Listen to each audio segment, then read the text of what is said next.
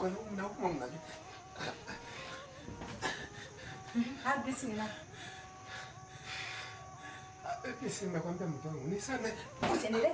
Uniambia mama basi.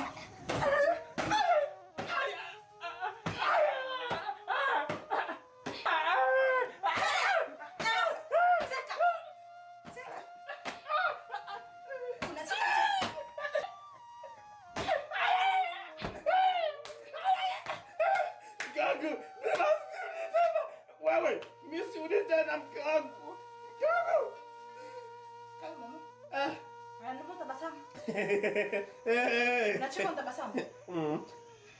Vyote hapo. Yaani hapo nimeamua kufanya vyote mixa ili. Tukaa tuamke. Yeye unanitia. Nimesema tukae tuamke. Sasa mke wangu.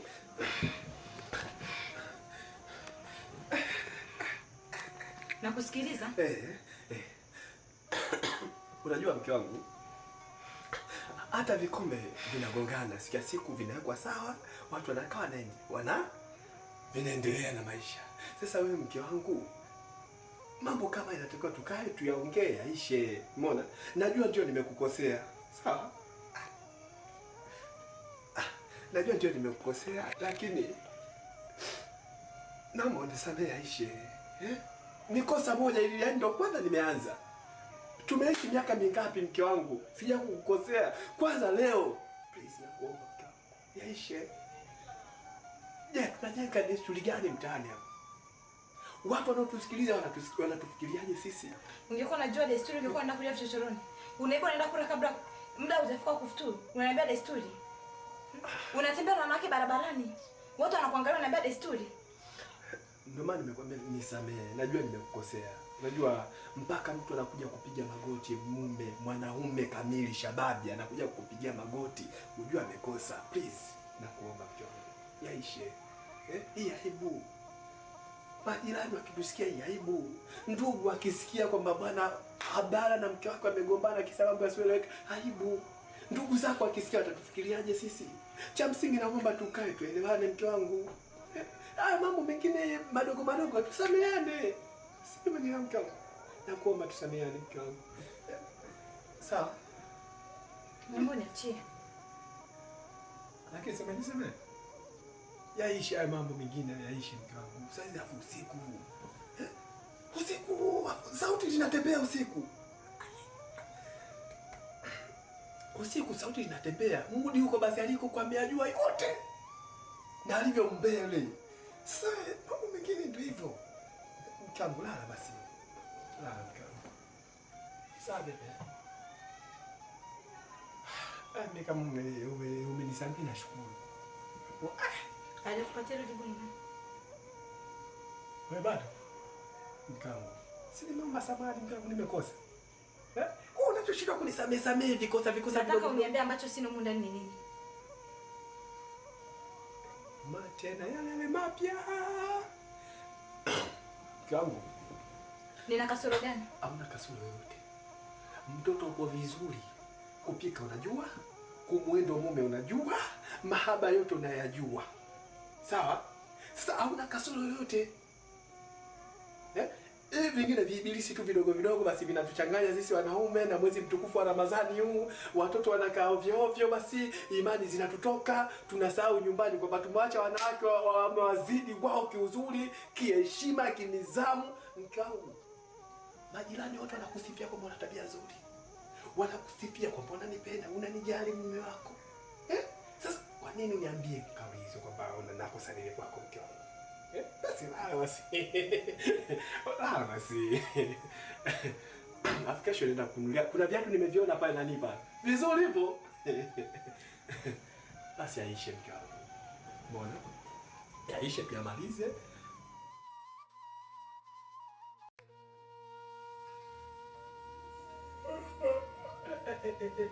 Sasa mjomba, mimi nimekuangaza, nimekutafuta huko nje wapi huko kumbe uko kusebeni.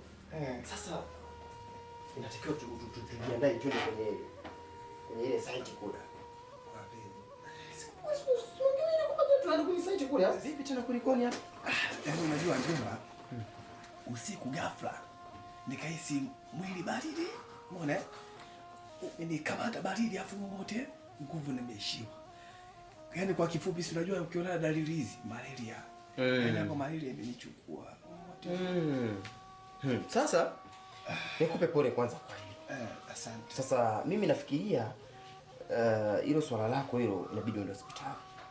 Lakini unajua kabisa kuna sehemu nilikuwa twende mimi na wewe. Hospitali nikafanya. Twende sukapime. Sasa nimekwambia naumwa malaria. Sasa mpaka uende hospitali. Sasa malaria dawa yake nini? Si hospitali. Usiunywe dawa. Wewe hospitali imekwambia kidonge. Mjomba usizembee mambo mengine unajua. Wewe unajua sisi tuna safari ya kwenda site. Sasa wewe ukiendelea kulala hapa tutakwenda hiyo site. Tutaenda jioni. Umeshaanza habari zako. Tutaenda jioni.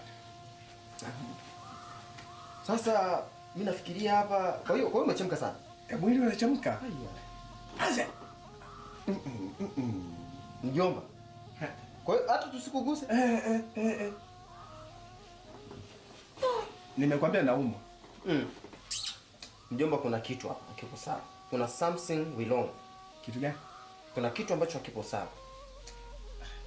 Mjomba wewe utakuwa umechange namba. Namba? Utakuwa umechangewa namba wewe. Kwa sababu haiwezekani wewe. Unajua namba ya simu. Mimi usiku nimesikia sana kelele huko sikia.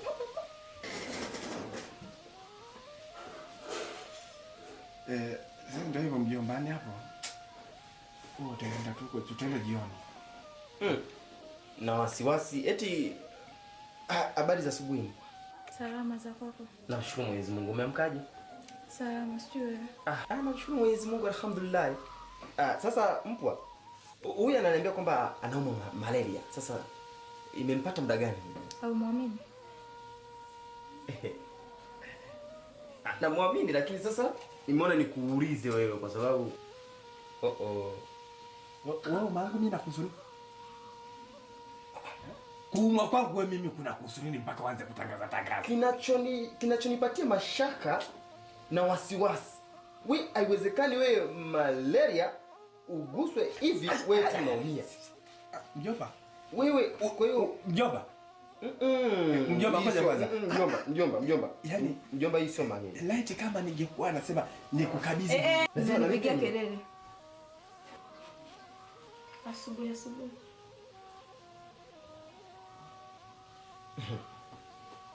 Umkabidhi nani mwili wako? Wewe. Wewe nikabidhi mwili wako ulivyo mfupi wewe na mimi mrefu. Mimi naupeleka wapi? Kwa maumivu ambayo nayasikia mimi, ningekukabidhi mwili wangu. Vita vingi vya chini tunavyofanya mimi na wewe hapa nyumbani, huwa nakusaidia gadi na kubebaga mahali. Alafu wewe mwili wako unapeleka wapi? Nipate shida mimi kama hizo. Wewe fanya yangu jiandae na kuondoka. Sawa Mjomba, acha utani bwana. Wewe umepigwa na umepigwa. Nani? Mimi siku nimesikia kelele. Nani alipige mimi? Vita. Nimesikia unanificha mimi. Nimesikia kila kitu.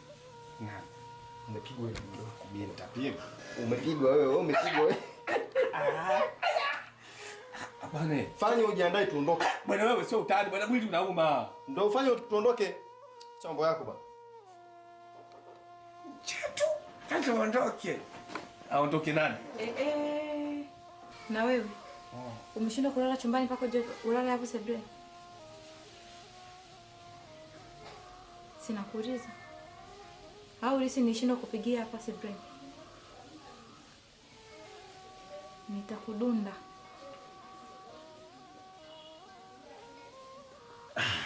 Nyinyi wanawake mkipewa fursa kidogo, mahaba tupigane kimahaba ndani, basi nje huku mnajiona mmeshinda. Waza mimi sikuweza kukufumua hapa.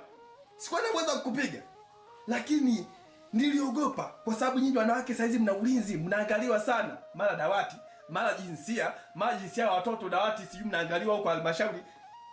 Nikikupiga hapa tutashindwa kukaa hapa. Hebu amko unipige. Hivi mume wangu, mambo ya chumbani unaleta mpaka kwa mpo wangu.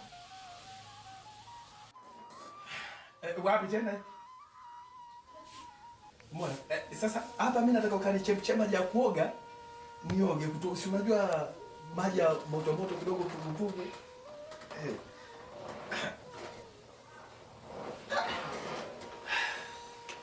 Sasa mkaangu. Wewe kanichemshia maji mimi nioge. Hello? Yaani huu mwili wao. Wapi? Tunaulizana bana. Tafanyaje? Poko anajibuni? Mke wangu kutanie wewe. Haya mambo mengine ni mahaba. Mke wangu lazima nikutanie.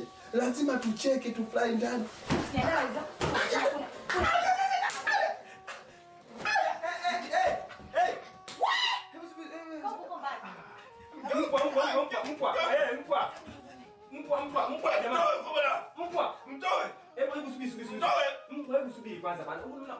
Unajua mfu wangu vita kama hivi vinapigwa huko ugaibuni.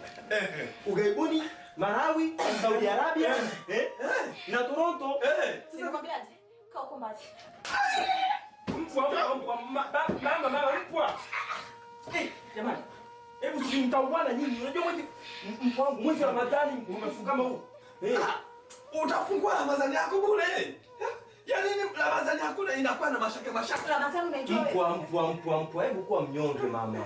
We! Nitakutibua na wewe sasa hivi. Eti. Tuko tunaenda site. Wewe subiri nini hapa? Haya. Site Twende. kwa. Yaani mbona nimekusamea hizo? Mkangu moja kwanza basi. Mpwa mambo mengine haya ndani. Mpwa hebu subiri. Wewe utoke na wewe hapo unasubiria utauawa. Mpwa hebu unataka kumshika huyo? wewe nimshike wewe Unataka kumshika? Mpwa hebu kwa mpole mfahamu. Twende site huko. Twende site huko bwana. Umepona? Nimepona, twende site. Nikulete daftari gani mjomba? Daftari hapa.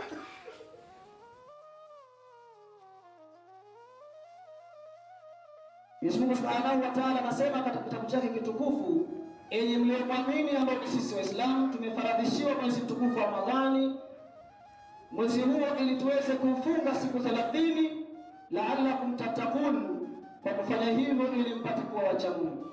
Na inshallah tutaishi katika 10 letu la kwanza la mwezi mtukufu wa Ramadhani tukiwa tunakumbushana mambo ambayo yanapendeza kuyafanya Muislamu katika mwezi mtukufu wa Ramadhani.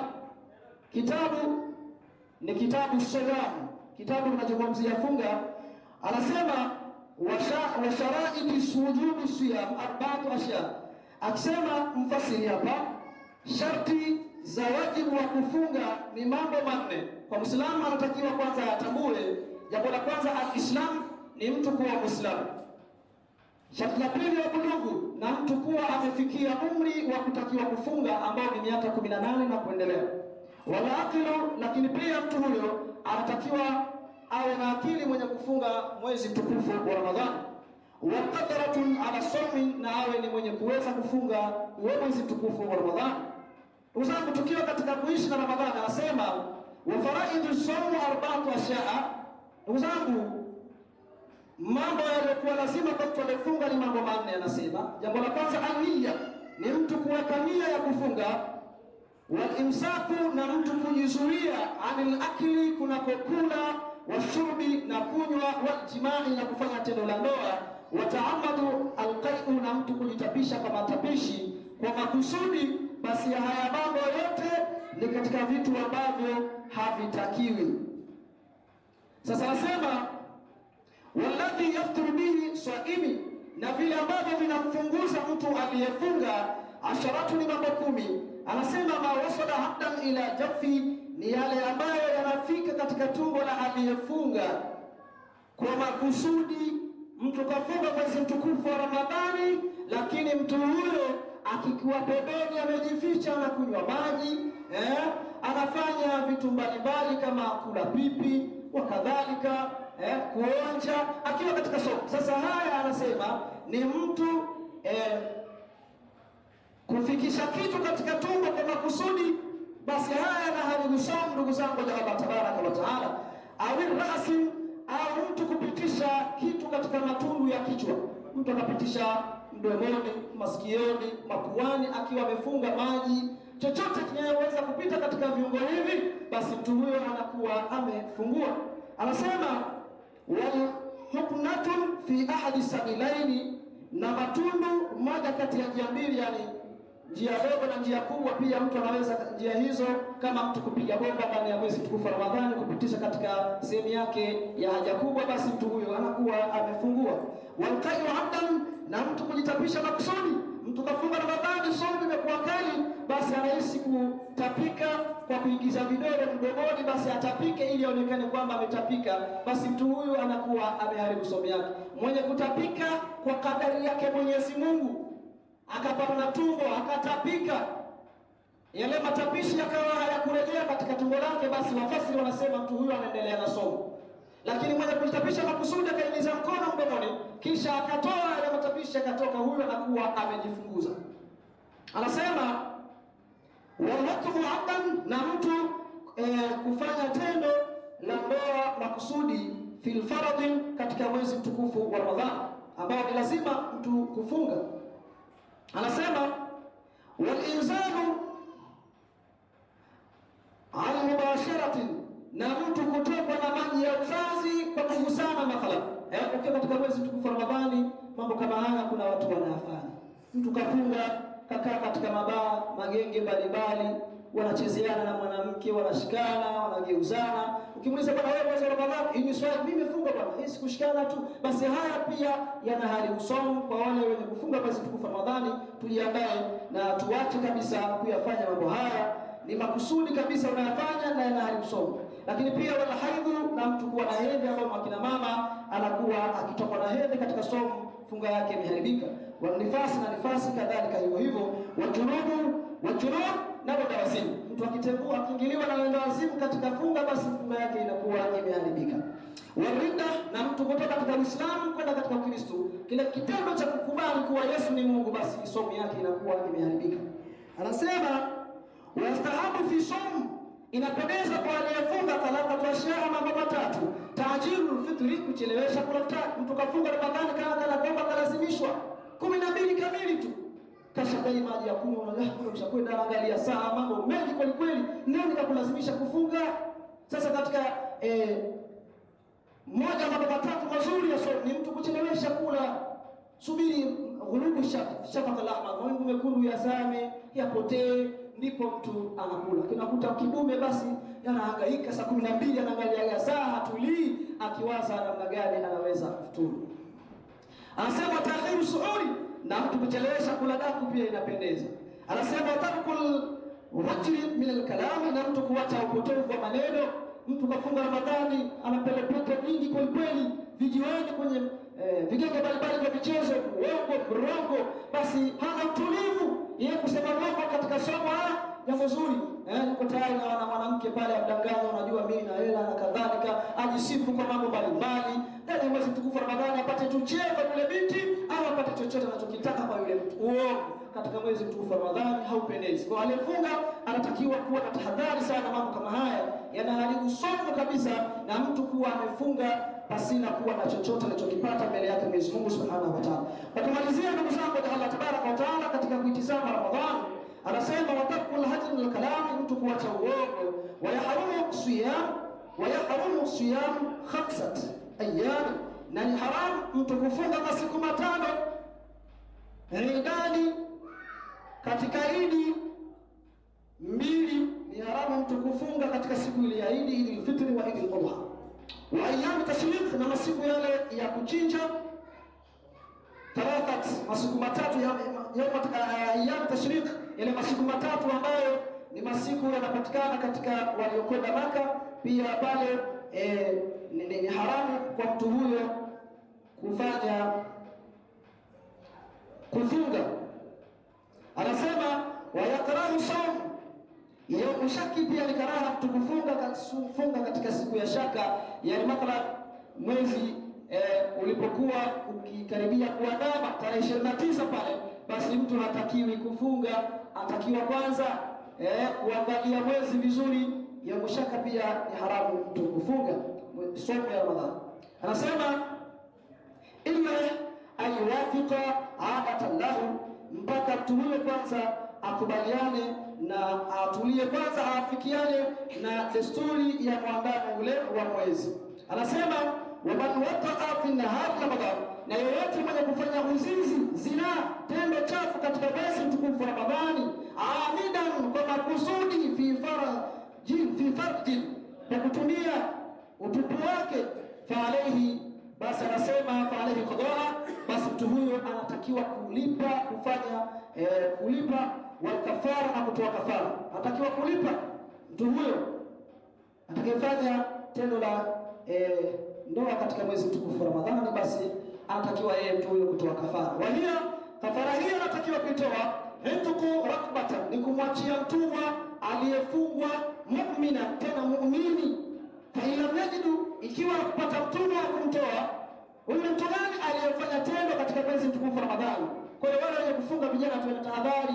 Umefunga somo, acha kukutana na wanawake, kaa mbali na vishawishi kama hivyo, kukaa na madada na kadhalika, ile kusogeleana, basi kunakurudisha mambo mengi sana na kukuingiza katika mambo kama haya ambayo kwenye kufanya tendo hilo, basi anatakiwa kuachia mtumwa. Fa illa majid, ikiwa kupata mtumwa, fasiyam shahraini, ana adhabu ya kufungwa miezi miwili. Afunge miezi miwili ya Ramadhani mutatabiaini, kwa kufatanisha siku 60 basi na kupungua ama kupumzika siku hata moja. Anasema fa illa yastati, ikiwa kuweza kufunga miezi hiyo miwili kwa mfululizo, fa it'ama 60 miskina, awalishize maskini 60, likulli, kwa kila maskini mmoja, muddin, kibaba kimoja cha chakula kinachopendeka, kama ni wali, kama ni maharage, kama ni kadhalika, basi atoe kibaba kimoja. Wa mata wa alayhi siyam, na atakayekufa akiwa juu yake anafunga min Ramadhani, katika mwezi wa Ramadhani, at'ama anhu likulli yawmin muddin, anatakiwa atolewe chochote kwa kila siku, ambayo ni muddin, kila siku aliyekufa akiwa katika mwezi mtukufu wa Ramadhani. Anasema wa shaykhu, na mtu mkongwe mzee, ajaza al-siyam, ambaye hawezi kufunga, yafturu, atakula, wa yut'imu, lakini atalishiza, akuli yawmin muddin, kila siku kibaba kimoja. Kwa hiyo unaweza kuona umuhimu wa funga, namna ambavyo inawekewa vizingiti ama gingi, haina mzee wala nani lazima atoe fidia. Kwa hiyo wewe mzima ambaye unakwenda kufunga mwezi mtukufu wa Ramadhani, unatakiwa kuwa makini sana. Hakuna sehemu ngumu kabisa kama mtu anayefanya tendo la ndoa katika Ramadhani atakiwa kulipa miezi miwili mfululizo.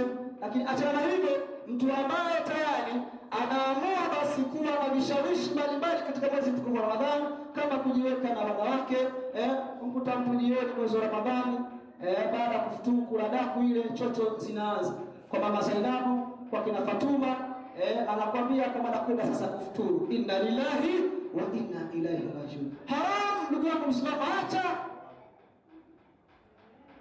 Ni mwezi wa heshima, acha kufanya dharau, mwezi ambao Allah tabaraka wa taala ameupa pekee ummati Muhammad katika siku 30, akaujalia mabora na kwa mengi. Kwa inshallah, ndugu zangu wa Kiislamu, tukiwa katika mwezi mtukufu wa Ramadhani, haya ni mambo ya msingi ambayo tunatakiwa kuyatekeleza, na tunatakiwa pia kuyaacha yale ambayo yanahitajika kuachwa katika mwezi mtukufu wa Ramadhani. Tunamwomba Mwenyezi Mungu Subhanahu wa Ta'ala atulindie somo zetu, kwa sababu yeye ndiye anayezilipa. Sisi wote tunakuwa katika namna ambayo hatujui. Unaweza kumuona mtu kapita kapendeza, kumbe hajafunga, maskini kashafanya uongo, kaingia guest, kaingia nyumba fulani, hoteli, kala kashiba, apangusa vizuri mdomo wake na kusema hii swali nimefunga bwana, soma hapa, funga nimekamaza kweli kweli. Kwa hiyo haya ni mautundu ambayo tunafanya yenye uharamu kwa Mwenyezi Mungu Subhanahu wa Ta'ala. Somo ni ya kwake Mwenyezi Mungu, na yeye ndiye anayelipa. Kwa hiyo hakuna anayejua aliyefunga isipokuwa ni Mungu. Tunamwomba Allah Azza wa Jalla atuongoze katika njia iliyo haki ya funga ya Ramadhani katika uadilifu na uaminifu. Tunaomba Mwenyezi Mungu Subhanahu wa Ta'ala utujalie tuwe ni umma bora katika kutekeleza somo mpaka kumalizika mwezi mtukufu wa Ramadhani. Allahumma taqabbal minna innaka antas samiul alim wa natubu ilayka ya maulana innaka antat tawwabur rahim. Allahumma taqabbal minna siyamana, Allahumma taqabbal minna siyamana innaka antal ghafaru faghfir lana إن لم تغفر لنا وترحمنا لنكونن من الخاسرين برحمتك يا أرحم الراحمين. اللهم وفقنا لما تحب وترضى، اللهم وفقنا لما تحب وترضى برحمتك يا أرحم الراحمين. يا سلام سلمنا البلاء، يا نورنا قلوبنا على شهر رمضان برحمتك يا أرحم الراحمين. وصلى الله على سيدنا محمد وعلى آله وصحبه أجمعين، والحمد لله رب العالمين، والعفو منكم، والسلام عليكم ورحمة الله وبركاته. إن شاء الله. tukajiandae na iftari ya mwezi mtukufu wa Ramadhani inshallah.